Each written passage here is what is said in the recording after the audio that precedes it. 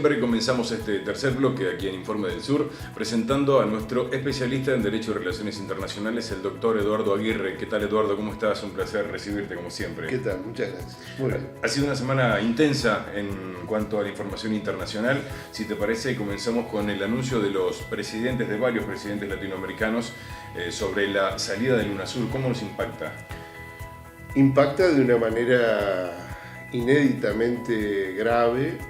El UNASUR era un proyecto unitario, alternativo a las instituciones que adscriben fundamentalmente a mandatos de Estados Unidos de la década de los años 50 y 60, es decir, de la segunda posguerra, concretamente la OEA. Y justamente el UNASUR era un organismo político que concitaba a todos los países del cono sur americano, tendiente a producir formas de integración que excedieran lo puramente económico. Es decir, uno de los objetivos, por ejemplo, era llegar a tener una ciudadanía única para los países suramericanos. Otra era la administración de los recursos energéticos, la administración del medio ambiente, de la ecología, la lucha contra la pobreza, contra la desigualdad. En fin, se trataba de objetivos muy ambiciosos que estaba llevando a cabo la UNASUR e inclusive objetivos que tenían que ver con un formato de defensa regional constituido o construido por los propios países suramericanos.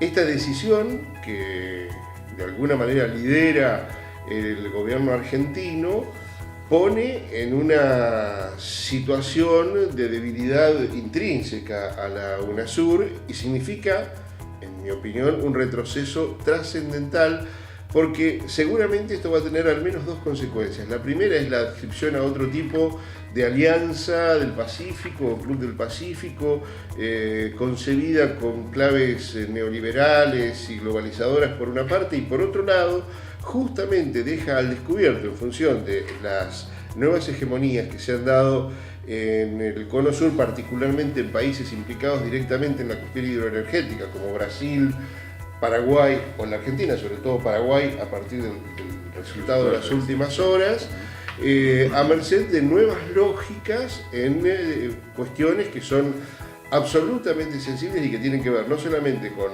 la soberanía territorial, la soberanía sobre los recursos naturales, sino también la posibilidad de formas de intervención solapadas que deben llamarnos fuertemente la atención.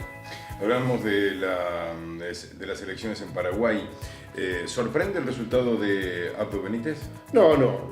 Ya habíamos conversado en una edición anterior de que las encuestas, que si bien eran bastante poco fiables en el Paraguay, estaban dando una ventaja para este candidato conservador del Partido Colorado, que reafirma y ya ha dicho que de alguna manera, más allá de sus diferencias internas, va a continuar con las modalidades de gestión del presidente Cartes.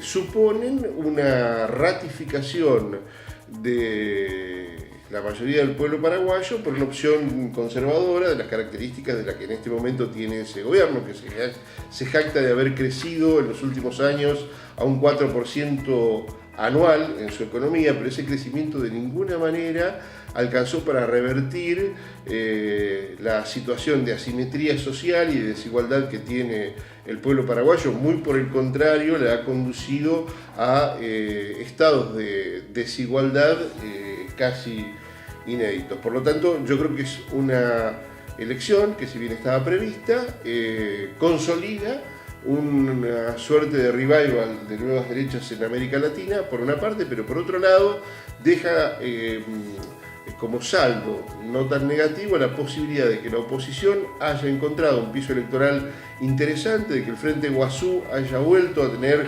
un protagonismo en el Congreso paraguayo importante, y esto de alguna manera augura la posibilidad de que, en la medida en que la oposición no se fragmente, como parece ser una práctica inexplicablemente reiterada en América Latina, quizás haya posibilidades de controvertir desde un punto de vista antagónico democrático este resultado de las elecciones el domingo pasado en Paraguay.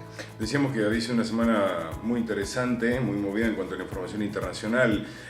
Parece que Cuba, en esta sucesión que se ha dado esta semana, será junto a Venezuela los polos opositores, si se quiere, de esta ultraderecha que empieza a gobernar los países, o sigue gobernando, o se afirma en el gobierno de los países de Latinoamérica. Sí, hace tiempo la Junta Electoral Nacional de Cuba había propuesto a Miguel Díaz-Canel, que fue en definitiva, ungido como nuevo presidente de la República, como candidato a ocupar esa magistratura. Se trata de un personaje con una larga trayectoria de militancia política dentro del Partido Comunista Cubano, a pesar de su relativa juventud. Pero además es un docente universitario, una persona que ha sido ministro de Educación, que ha ocupado cargos muy relevantes dentro del gobierno cubano y que tiene algunas características que hay que analizar porque en todas sus gestiones previas le ha conferido una impronta que esperamos sea reiterada en su gestión al mando del gobierno cubano. Una de ellas es su apertura intelectual para comprender los nuevos cambios tecnológicos, la necesidad de que Cuba esté interconectada con el mundo, por una parte, y por otro lado, el reaseguro de nuevas formas de participación popular que consoliden un proceso que ya lleva décadas y del que paradójicamente el presidente Miguel Díaz-Canel, que de él se trata, es una especie de sobreviniente, porque él es el primer presidente de Cuba que nace después de la Revolución. Eduardo, muchísimas gracias. Como siempre ha sido un placer tenerte aquí en Informe del Sur. Y a ustedes, muchísimas gracias por acompañarnos. Recuerden que nos pueden seguir el viernes 22:30 horas, domingo 13 horas y también el martes a las 14 horas. Hasta la semana que viene. Muchas gracias.